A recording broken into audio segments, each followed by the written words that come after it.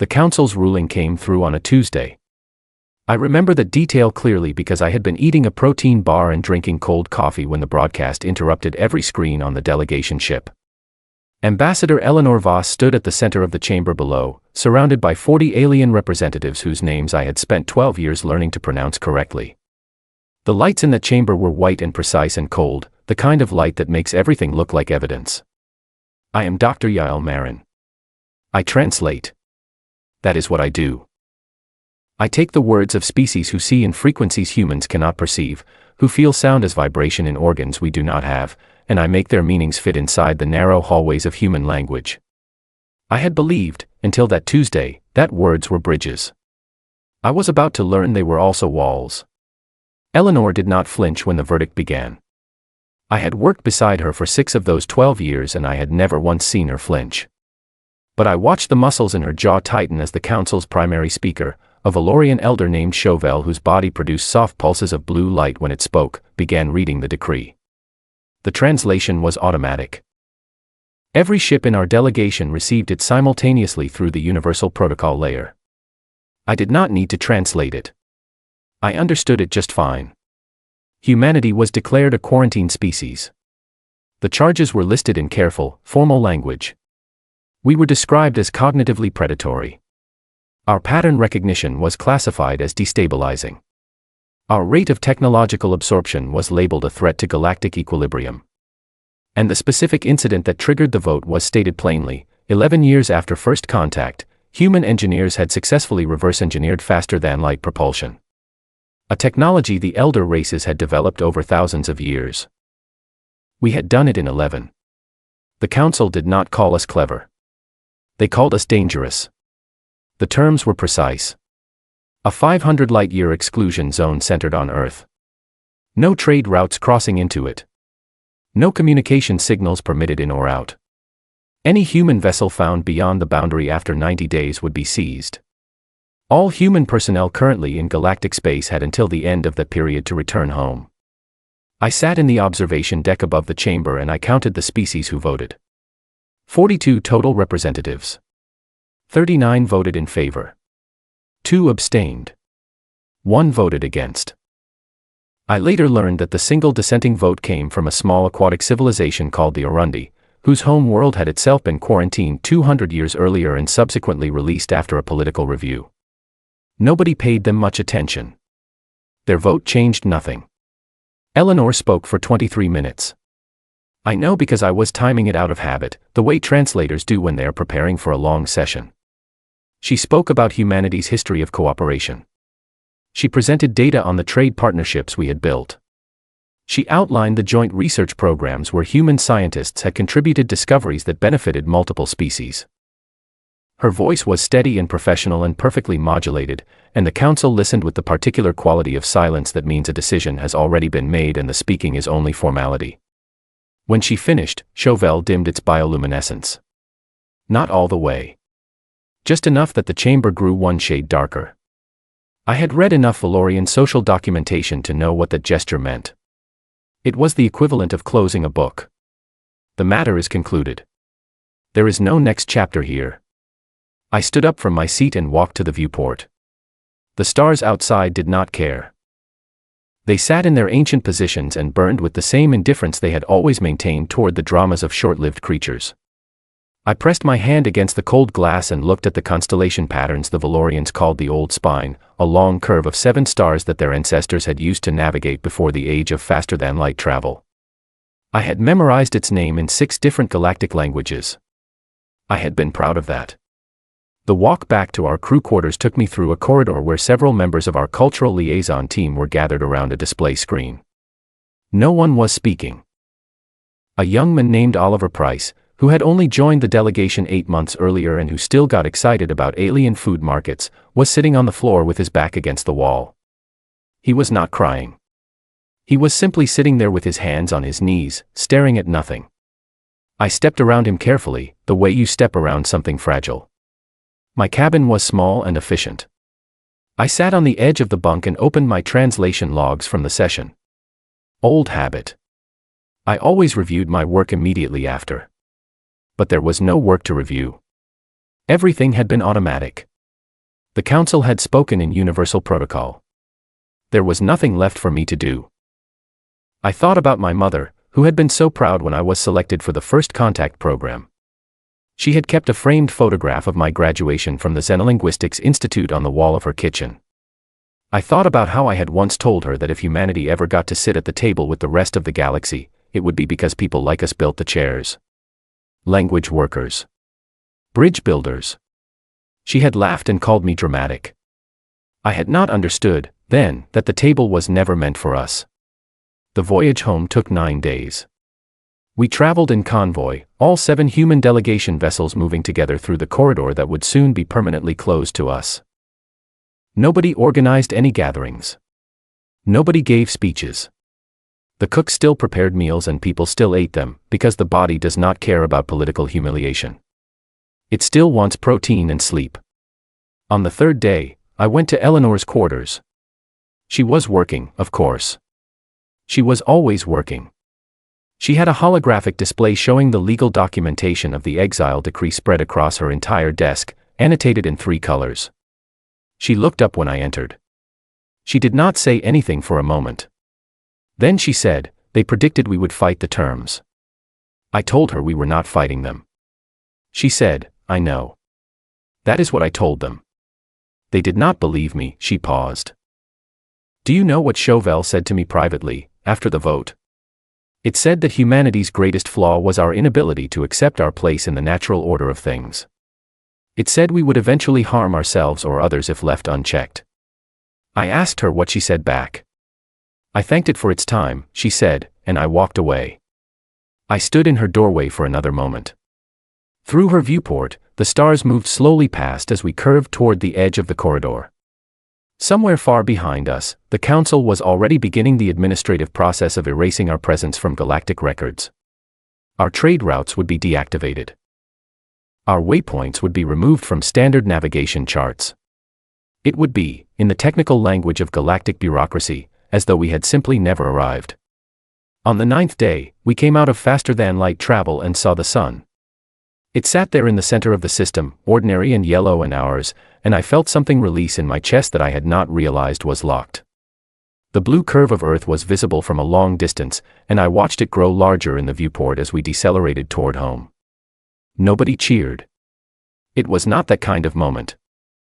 It was more like the moment after a very long conversation where something important and irreversible has been said, and you return to a room you know well, and you sit down, and you begin to understand what comes next.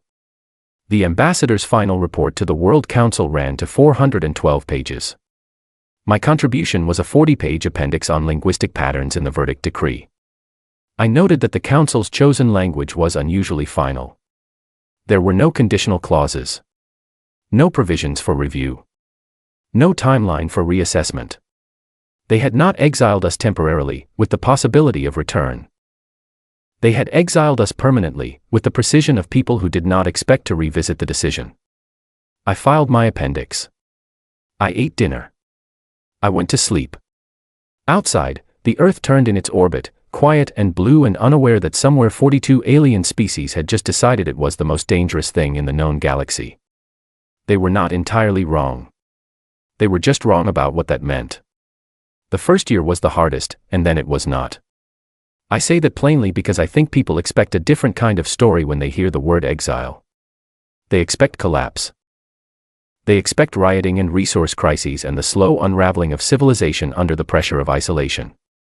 And yes, there were difficult months. There were markets that destabilized when galactic trade routes closed. There were research programs that lost funding when the joint grants disappeared. There was genuine fear, the kind that does not shout but sits quietly behind people's eyes and does not leave. But here is what nobody in the Galactic Council seemed to understand about human beings. We had spent the entire length of our recorded history solving problems we were not supposed to be able to solve. Long before we met any alien species, we had already crossed oceans on wooden boats, mapped invisible diseases with primitive tools, taught ourselves mathematics from first principles, and found ways to feed populations that every generation of analysts had confidently declared too large to sustain.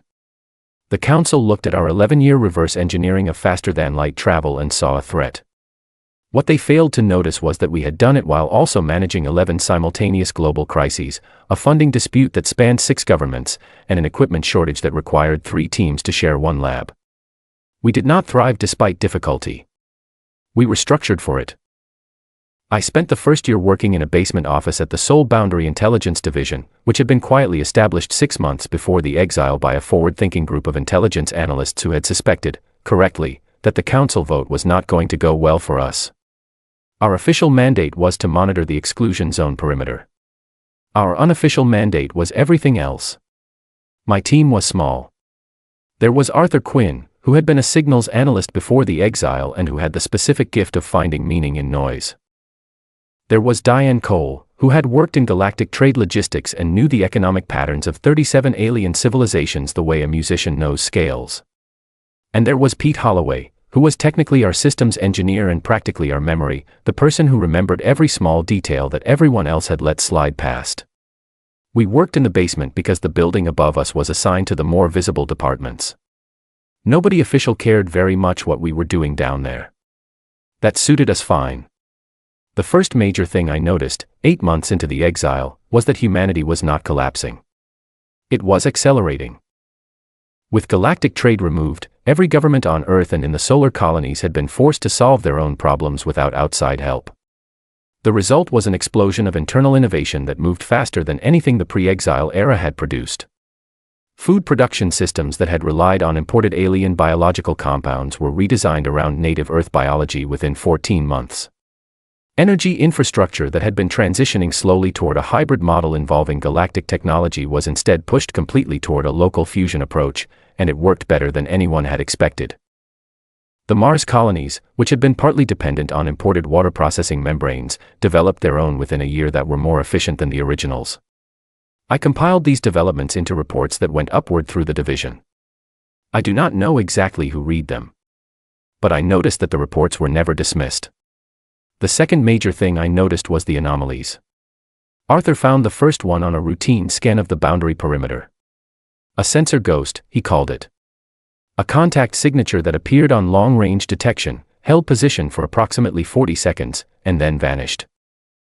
The signature matched one of our old survey vessels, the kind that had been recalled during the 90-day window years earlier. Those ships were all accounted for, docked and registered in our own ports. There was no reason for one of their signatures to appear at the boundary edge. Arthur flagged it as an equipment error and moved on. 3 weeks later, there was another one. Different location on the boundary. Same general pattern. Appeared, held, vanished. I started keeping a separate log. Over the next 4 months, we recorded 11 such events. They were not consistent in location.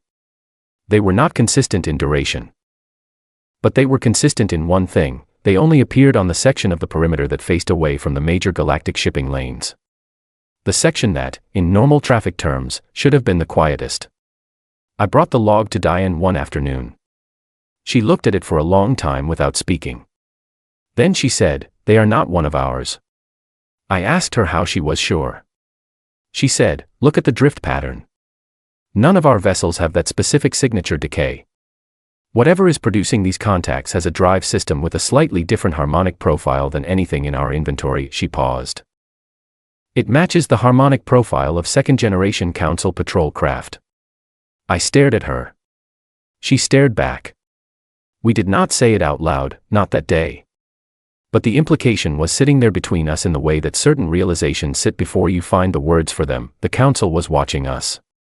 Not from the obvious positions along the boundary. From somewhere else. And whatever they were doing it carefully enough to stay mostly invisible, but not carefully enough to leave no trace at all. For someone who had spent 12 years studying the way alien species communicated, this was notable. The Valorians, who dominated Council procedure, were extraordinarily precise communicators. They did not make accidental errors. If their patrol craft were leaving traces, it was either because the traces were genuinely unavoidable at that detection range, or because they wanted us to know they were there.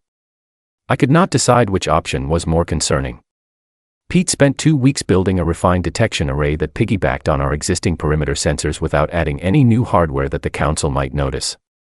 We did not want to trigger anything by appearing to escalate our monitoring capabilities. When the array came online, it gave us a cleaner picture than we had ever had before. What we saw changed everything. The Council craft were not alone. There were other signatures, much fainter, much harder to read. Things that our standard equipment would never have detected. They were positioned not at the boundary edge, but further out, deep in the space between the boundary and the nearest galactic shipping lane. They were stationary. They had been stationary, based on the data we could now backfill, for at least 3 years. 3 years. They had been there before the exile vote was even concluded. I sat with that number for a long time. I went back through the original exile decree documentation, looking for language I had previously passed over. There was a clause near the end of the decree, buried in the administrative appendix, that I had translated at the time as routine boundary establishment language. Reading it again now, with the sensor data beside me and with 3 years of new context behind my eyes, the meaning shifted. It did not say, "The boundary shall be maintained for the protection of galactic peace." It said, more precisely in the original Valorian phrasing, "The boundary shall be maintained until the matter is fully resolved." I had translated "fully resolved" as "established" because in standard Valorian administrative language, that was the conventional translation. But the specific verb form used was not the standard administrative form. It was the investigative form. The one used in legal proceedings. The one that implied an ongoing process. A thing not yet completed. I went to Arthur's workstation. I showed him the clause. I showed him my original translation and the revised reading. He looked at it for a long time. He said, "What does fully resolved mean to them?" I said, "I think it means something is not yet finished." He said, "What isn't finished?" I did not answer that question. Not that night. But I went home and I sat in my apartment and I thought about the sensor ghosts, and the stationary signatures, and the hidden clause in the exile decree, and the fact that the Council, with all its resources and all its history, had arranged 40 warships at the boundary within hours of the original verdict, not after weeks of deliberation but immediately, as though the ships had already been positioned and were simply waiting for the signal to move. As though the exile had not been a response to something we had done. As though it had been a preparation for something they were going to do. I went back to the office at 2 in the morning. Arthur was still there. Diane was there too. Pete was asleep on the small couch in the corner that was technically reserved for equipment storage. I said, "I think the exile was not the punishment." Diane looked at me. I said, "I think the exile was the setup." Nobody slept after that. We kept working. We always kept working. That is the part of humanity I do not think the Council ever fully measured, not because it was hidden, but because it did not look like what they expected danger to look like. It looked like people in basements drinking cold coffee and building sensor arrays out of repurposed equipment. It looked like arguments over spreadsheets at 3 in the morning. It looked ordinary. They thought ordinary was harmless. 5 months later, one of our deep space probes sent back a signal from beyond the perimeter. We had launched it quietly, on a trajectory that took it through a gap in the Council's patrol pattern that Arthur had mapped over the previous year. It was small and slow and it had taken a very long time to get where it was going. The signal it sent back was faint. Barely readable even with the enhanced array. It took Pete 6 hours to reconstruct the full image package. When it came through, all 4 of us stood around the display and looked at it without speaking. I do not remember who spoke first. I think it was Diane. I think she said, very quietly, "That is not possible." But it was there in the image. A region of distorted space approximately 200 million kilometers beyond the perimeter, in a direction that no standard navigation chart marked as significant. And inside that distortion, surrounded by a lattice of energy structures that matched no design in our database but that resonated with the specific harmonic signature of the stationary contacts we had been tracking, was something that should not have been there. It was small in the image. Distant. But unmistakable. It was a planet. Blue and whole and suspended inside the energy lattice like something held very carefully in a closed hand. And something about its cloud patterns, its continents, the specific shade of its oceans, made my throat close before my brain had finished processing what I was seeing. I had spent 12 years learning the shapes of alien worlds. I knew the blue-green curve of Earth better than I knew my own face. I said, "When?" Arthur checked the timestamp on the probe signal. He said, 6 days ago. 6 days ago, Earth had been right where it always was. We had seen it from the Luna monitoring stations. We had looked at it that morning. Every morning. I reached past him and opened the live feed from Luna station. The feed showed the expected view of local space. There was no Earth in it. The sun was there. The moon was there, orbiting its regular path around a gravitational center that now held nothing. Mars was visible at the edge of the frame, right where it should be. Everything was where it should be. Except the planet where 8 billion people lived. I heard Pete say something behind me. I heard Diane make a sound that was not a word. Arthur went very still the way he always did when he was processing something his mind was not ready to accept.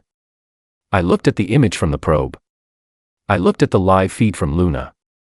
I looked at the clause in the Exiled decree, until the matter is fully resolved. I understood, then, what fully resolved meant to the Galactic Council. They had not exiled humanity to keep us out of galactic space. They had exiled humanity to get us off our own planet. And while we had been sitting in our basement, drinking cold coffee and building sensor arrays and feeling very clever about the things we were beginning to figure out, they had done what they had always intended to do. They had taken the Earth. The next 4 hours were the kind that change the shape of a person permanently. They do not break you. They do not rebuild you. They simply alter the internal geography of who you are, and afterward you carry the new map with you and the old one is just a memory. I sent the probe data and the Luna feed comparison to the senior director of the division, a quiet woman named Carol Beale who had joined the Soul Boundary program before the exile and had spent every year since looking like someone who was waiting for exactly this kind of news. I expected her to take time. To consult. To route it through verification channels. She sent an immediate response, full confirmation. The anomaly had been detected simultaneously by 6 independent monitoring systems, 3 on Luna, 2 on Mars, 1 in the outer colony network. Earth had ceased to exist in standard observable space at approximately 1400 hours, coordinated solar time. No energy discharge. No structural debris. No gravitational echo. Clean. Precise. Total. The word that appeared in my head was not scientific. It was the word a person uses when they see something so carefully planned that they understand it required enormous patience. The word was deliberate. I opened my archived files on the Valorian void fold theory. I had found the original paper 8 months earlier in the Historical Records division of the old First Contact database, buried in a folder of pre-contact alien scientific material that had been collected during the early survey period. At the time I had translated it as a theoretical physics document describing exotic spacetime geometry, interesting but abstract, the kind of thing I logged and moved past. I had not connected it to anything operational. I connected it now. The void fold, as the Valorian researchers had described it 300 years ago, was not a natural phenomenon. It was engineered. It required a stable lattice of resonance nodes placed at precise coordinates around the target mass, tuned to specific frequencies derived from the target's own gravitational signature. When activated in sequence, the lattice would compress the local spacetime around the target and shift it out of standard space into a subdimensional pocket the Valorians called the fold. The object, once folded, would remain structurally intact. It would not be destroyed. It would simply be elsewhere, in a place that did not exist on any standard map of the universe, held in suspension by the continuous energy output of the lattice. The lattice signatures we had been tracking for 8 months. The stationary contacts that Arthur had mapped. The harmonic profiles that Diane had identified. They had built the lattice while we were being processed through the exile. They had positioned it while we were watching the boundary for threats. They had activated it at a moment when every human eye in the solar system was looking outward. Earth was not destroyed. Earth was folded. Contained inside a dimensional cage built by people who had had 300 years to refine the technique and who had chosen our planet as the subject. I walked to the small window in my office. Outside, the night sky over the facility was very clear. I could see the moon, still on its regular path, its surface lit by the sun as always. I thought about the 8 billion people who had been on Earth 6 hours ago. I thought about whether the fold was survivable for the population inside it. The Valorian paper had suggested that from inside the fold, the physics would be internally consistent. That the people inside would not experience the transition. That they would simply be living their lives in a place that had been removed from the rest of the universe. I held onto that thought with both hands. Carol Beale called a meeting at 1900 hours. 14 people in a room that was designed for 6. Some stood against the walls. Nobody complained. She opened with the confirmed data and then stopped talking and let people process it, which I thought was either the best or worst possible approach, and which turned out to be exactly right, because the process took about 90 seconds and then everyone began working. A young physicist named Ben Cross started immediately on the void fold mathematics. He had not read the Valorian paper before that night, but he absorbed it in 2 hours and came back with 3 pages of annotations and a preliminary calculation of the energy requirements of the lattice nodes. A navigation analyst named Helen Ford started cross-referencing Arthur's sensor maps with the new probe data to build a 3-dimensional model of where the nodes were positioned. Pete rerouted every available processing resource toward the signal analysis. Diane started pulling every piece of council communication we had intercepted over the previous 3 years and running it through a new filter, looking for references to what she was now calling the operation. I translated. I went through the void fold paper again, line by line, in the original Valorian. The theoretical sections I had already read. But there were appendices I had skimmed, and in the third appendix I found something I had not noticed before. A section on lattice stability and disruption. The researchers had included it as a theoretical safety consideration. What would happen if a fold lattice was interfered with? What were the structural vulnerabilities of the resonance nodes? The answer was detailed. The nodes were individually stable against most forms of energy discharge. They were designed to absorb and redirect. But there was a specific resonance frequency, derived from the same gravitational signature that the lattice used to calibrate its fold, at which the nodes could be destabilized. If all nodes in a lattice were struck simultaneously at this frequency within a narrow time window, the fold would collapse. The target mass would return to standard space. The words "return to standard space" were the most important words I had read in my entire career. I printed the section and walked it directly to Ben. He read it standing up. He said, "This is the frequency." He pointed to the formula in the appendix. "We can calculate this from the planet's gravitational data.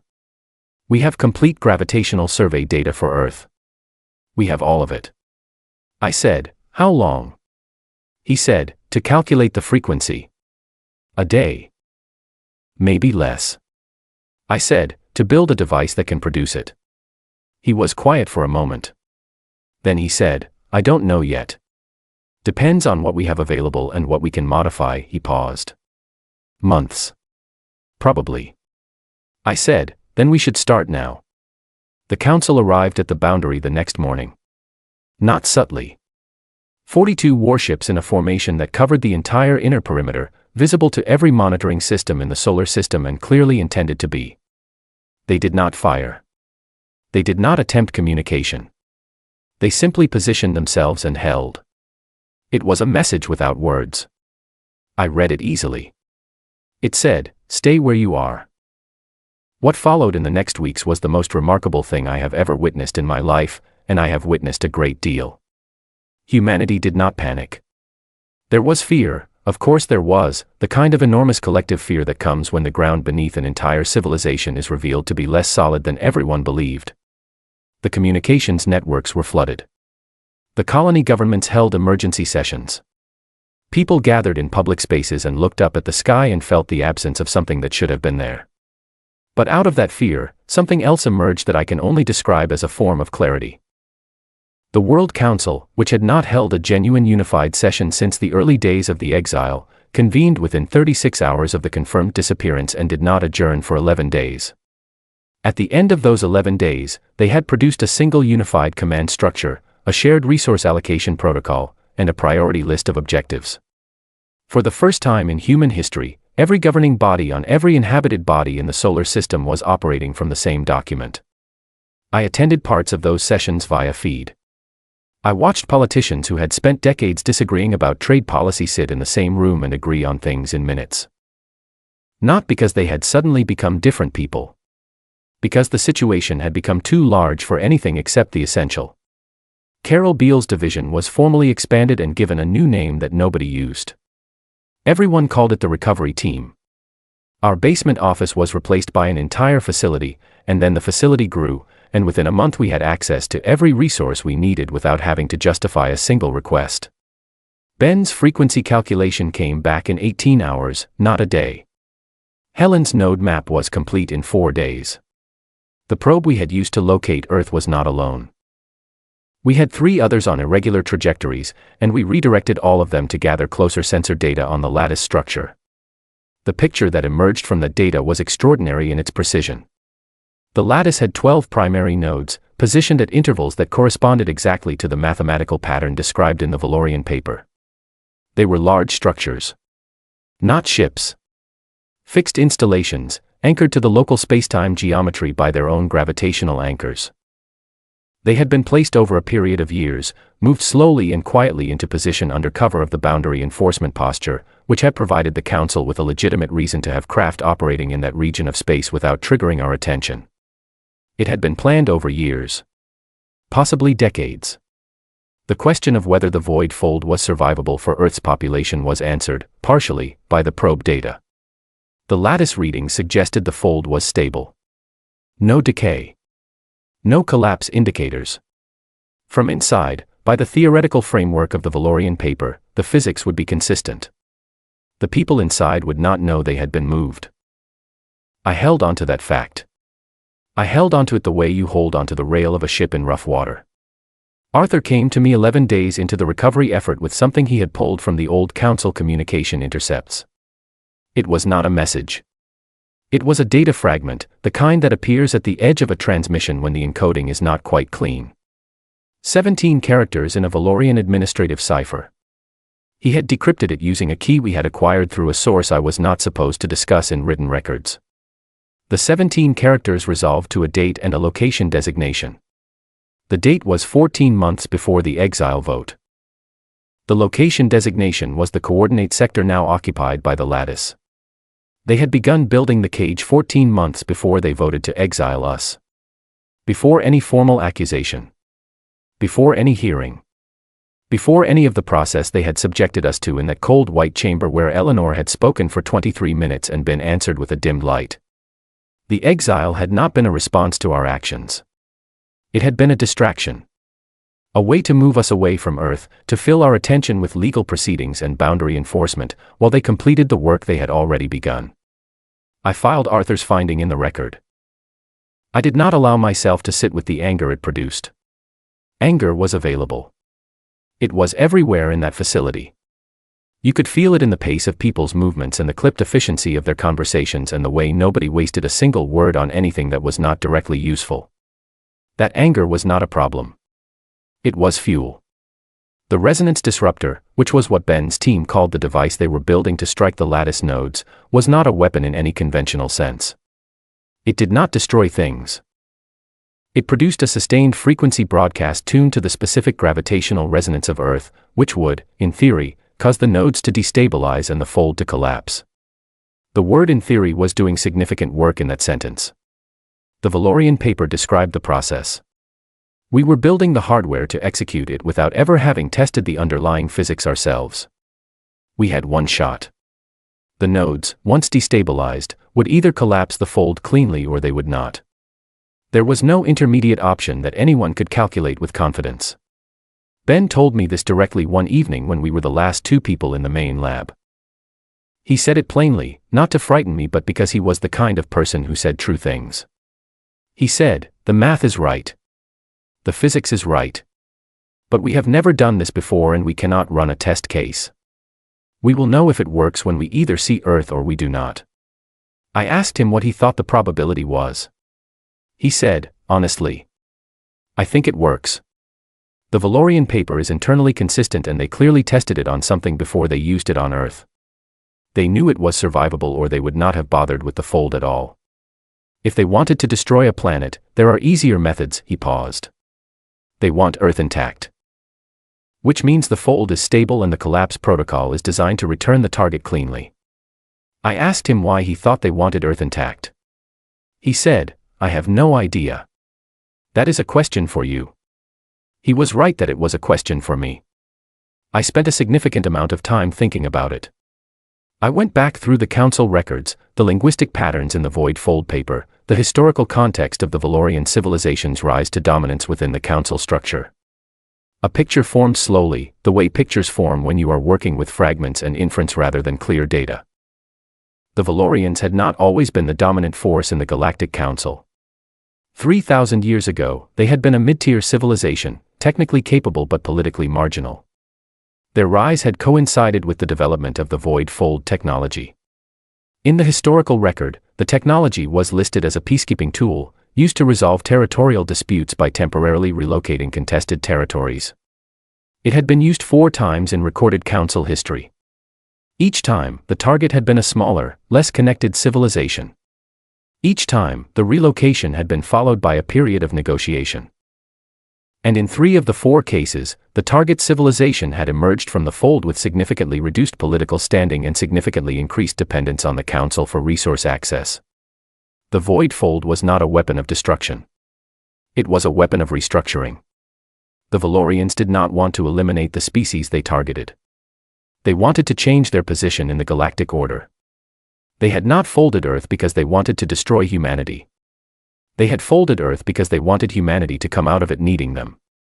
I wrote a brief and sent it to Carol Beale. She responded 3 minutes later with a single word, understood. We kept building. We did not slow down.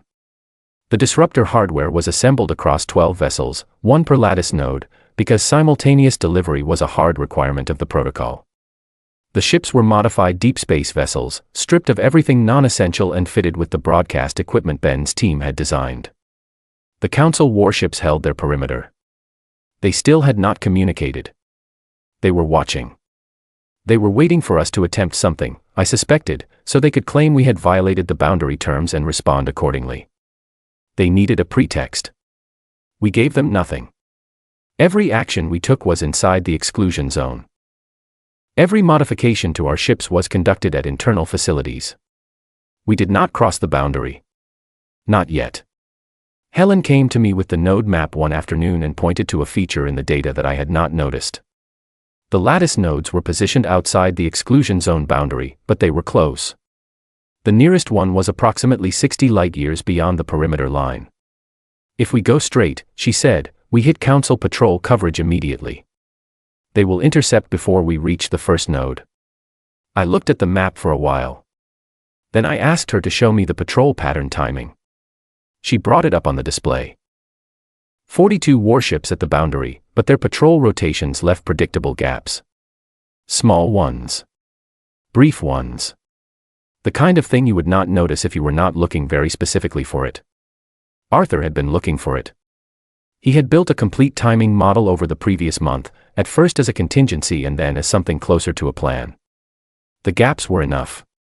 If 12 ships moved in coordinated burst trajectories, using the timing windows Arthur had mapped, they could reach the node positions before the Council patrols could intercept. It was not safe. It was not comfortable. But the mathematics were favorable. I presented the complete plan to Carol Beale and the Unified World Council Command on a morning that felt like the inside of a held breath. 12 ships. 12 crews. Each vessel targeting 1 node simultaneously. The simultaneous strike was non-negotiable. If any single node was missed, the lattice would compensate and the fold would not collapse. The obvious implication was that every ship had to succeed. If even one was intercepted before completing its run, the mission failed. I did not say this at the briefing. Everyone in the room already knew it. The kind of people who were in that room did not need it said. Volunteers were called for the following morning. I went to my office and started drafting communication protocols for the mission. I did not sleep. I was translating the Void Fold technical specs into operational language for the crews when the first volunteer list came through. 4,216 names. 484 seats. I read through the first page of names and had to stop. I looked out the window at the empty space where Earth should have been visible on a clear day. It was not visible because it was not there. But I looked anyway, the way you look at a place something used to be. Then I went back to work. The 12 ships launched before dawn on a Wednesday, not because anyone planned it that way but because the timing window Arthur had identified opened at 4:47 in the morning and nobody in the recovery program cared even slightly about what time it was. Time had stopped being organized by social convention the moment Earth disappeared. It was now organized entirely by the mission. I was in the command center on Luna when the ships went dark on standard tracking. We had anticipated this. The Council's monitoring systems would detect the launches, and they did. The perimeter warships began shifting formation within minutes of our departure signatures appearing on their sensors. But we had launched on a trajectory that took the fleet through a specific gap in the patrol pattern, one that Arthur had confirmed was open for a 19-minute window. The ships were small and fast, and they had stripped out every non-essential system to reduce their sensor profiles. They were not invisible. But they were difficult. Ben was aboard the lead vessel with one of the crew teams. He had insisted on going. I had not argued with him because I understood the instinct and because he was the person best qualified to oversee the final calibration of the disruptors in the field. The lead pilot was a woman named Kate Burns who had logged more deep space hours than anyone else in the volunteer pool and who had the specific quality of competence that does not need to announce itself. I stayed on Luna with Carol and Arthur and the rest of the analysis team because someone needed to coordinate communications and because I was the only person who could translate in real time if Council contact occurred. I had not wanted to stay. Carol had been direct about it. You are more useful here than there. I had accepted that because it was true and because accepting true things is one of the more important disciplines I have had to develop. The first 11 minutes were quiet. The ships were running communications blackout, transmitting only position data on a narrow encoded channel that we could read but that Council systems were not configured to detect. Helen was tracking them on the node map. 14 positions. 12 ships. 2 lattice nodes. At minute 12, the Council warships completed their formation shift and 3 of them began accelerating toward the fleet's trajectory. They had identified the gap. They were moving to close it. Kate Burns was aware of this. All 12 pilots were. They accelerated. The next 6 minutes were the most difficult I have experienced from a position of complete helplessness. I watched the tracking display. I watched the Council intercept vectors. I watched the 12 position markers moving through the gap and the 3 warships moving to cut them off. The mathematics of the intercept were close. Closer than I would have preferred. At minute 17, 3 of our ships reported contact. Council vessels close enough to be in weapons range. At minute 18, one of our ships broke from its assigned trajectory. Not by accident. The pilot, a man named Sam Carter, deliberately drew 2 of the 3 pursuing Council ships away from the main formation by leading them on a divergent course that took him entirely away from the node positions. I watched his marker on the display separate from the others. I watched it being pursued. I watched it do this very deliberately, at a speed that kept the Council ships engaged without allowing them to close to a range where they could use their technology on him. He was doing it on purpose. He was buying the others time. He had not been asked to do this. There was no protocol for it. He saw what was needed and he did it. Carol said, very quietly, "Get the others through, Sam." At minute 22, the remaining 11 ships crossed the lattice perimeter. The single remaining Council vessel in their path received a transmission from Kate Burns. I helped draft that message before launch. It was in Valorian. It said, simply, "You know what you did. Move aside or witness what we do." The Council vessel did not move aside. But it also did not fire. It held position. 11 ships at 11 nodes was 1 short. The 12th node was still unaddressed. And Sam Carter was 300,000 kilometers away, running a slow spiral to keep his pursuers occupied. I watched the tracking display. I watched the clock. The simultaneous strike requirement was absolute. You could not fire 11 nodes and expect the lattice to collapse. Then Sam's marker changed direction. He broke from the spiral and went straight toward the 12th node position. I do not know exactly what he did to the Council ships behind him. They broke pursuit. Arthur suggested later that he had used his own ship's sensor array to create a false contact signature, a decoy reading, and the Council pilots had gone after it before realizing the error. Sam had described it in his post-mission report as a simple misdirection, nothing complicated. At minute 31, all 12 ships were at their designated node positions. Ben's voice came through on the encoded channel. He said the calibration checks were complete. He said all 12 disruptors were reading nominal. He said, "On your mark." Carol looked at me. I do not know why she looked at me. It was not my command decision. But she looked at me, and I understood what she was asking, and I said, "Let them come home." Carol said, "Mark." 12 broadcast signatures lit up on the display simultaneously. 12 resonance pulses, each tuned to the specific gravitational frequency of Earth, each delivered to a lattice node at exactly the same moment. The timing window was 4 seconds. All 12 pulses were delivered within 2. For a moment nothing happened. I counted. 1, 2, 3. I counted to 40 before I realized I had started counting. I know this because Arthur told me later that I was counting out loud and that by 37 my voice had started to shake. I did not notice. I was watching the display.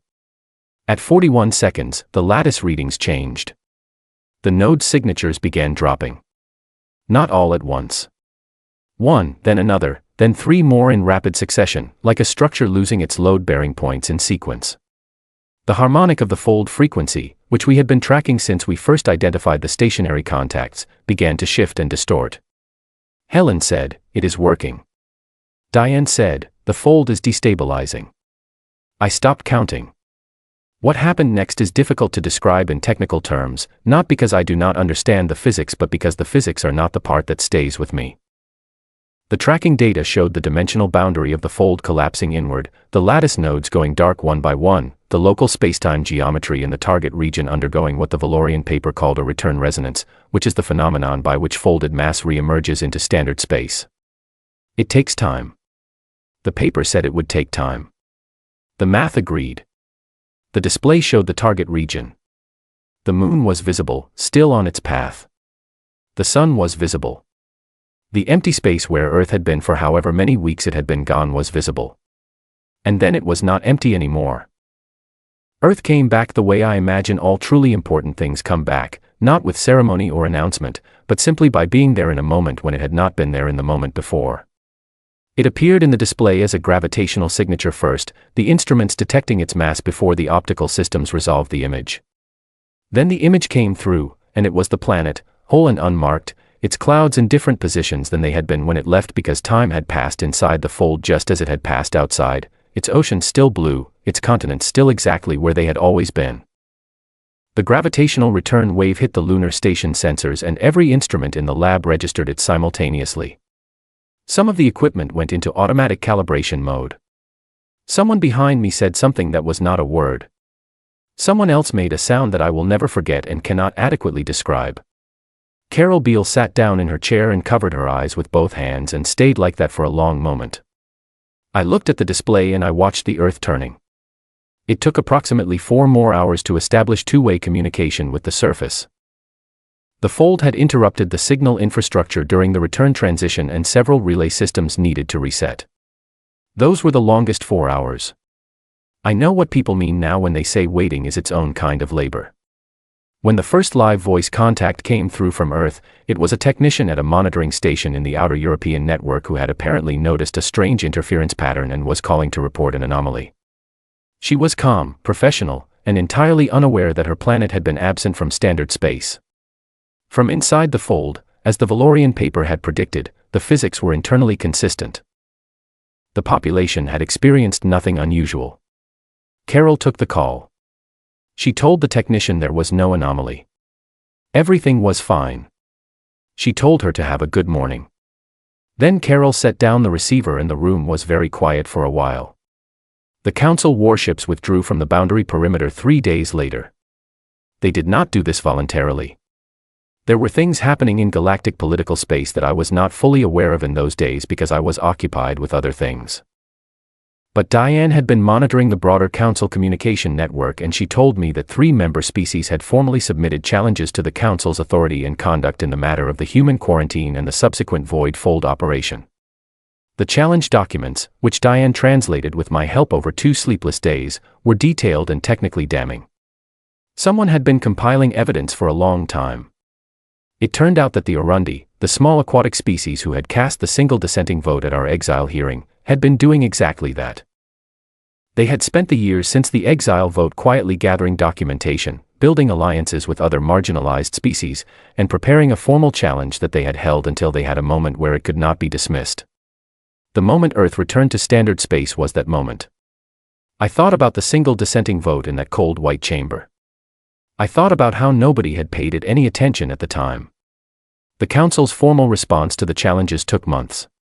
I was not directly involved in the diplomatic process because there were people better suited to it than me. But I followed it. I read the documents as they were released. The Valorian bloc within the Council lost 3 member species in rapid succession, each of whom issued statements describing the Void Fold operation as an unauthorized use of a controlled technology against a population that had not been afforded due process under the Galactic Compact. The exclusion zone was formally dissolved 7 months after Earth's return. The boundary warships were reassigned. The administrative records that had been modified to reduce our presence in galactic navigation charts were restored. The World Council received a formal communication from the Galactic Council acknowledging that the quarantine designation had been improperly applied. The language of that communication was interesting to me. I translated it myself, in full, without delegating any portion of it. It used the standard administrative form for policy reversal. It did not use the investigative form. It did not say the matter was fully resolved. I noted this in my translation notes. I saved the file. I kept working. There was a public ceremony when the exclusion zone ended.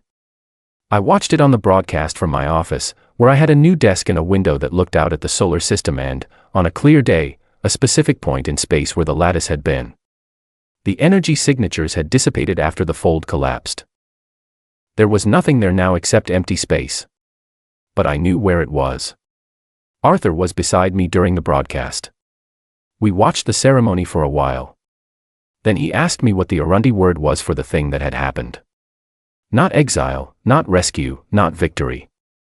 The whole arc of it. I told him I would have to look it up. He said, "I bet you already know it." I did. I had learned it years ago, in the early part of my career when I was still memorizing vocabulary lists and finding the ones that did not translate cleanly into human languages. The Arundi word was something I had always found beautiful. It referred to the specific condition of a thing that had been taken and then returned, and how the return changes the nature of the thing, not because it is different, but because it now carries the knowledge of having been gone. I told Arthur the word. I told him what it meant. He was quiet for a moment. Then he said, "Does it have a human translation?" I thought about it. "Not exactly," I said. "The closest thing we have is the word resilient. But that is not quite right either. Resilient means you bend and come back the same. This word means you come back and you are larger than before. Because you know something you did not know." Arthur looked out the window at the point in space where the lattice had been. He said, "What do we know now that we did not know before?" I said, "That they were afraid of us." I said, "And that they were right to be. Not because we are dangerous in the way they feared, not because we take things or break things or reach for things that are not ours. But because we do not stop. Because when something is taken from us, we do not spend our time processing the loss. We spend our time building the thing that gets it back." I went home that evening and called my mother. She asked how I was. I told her I was fine. She asked if things were going to be all right now. I told her yes. She asked me if I thought the council had learned anything.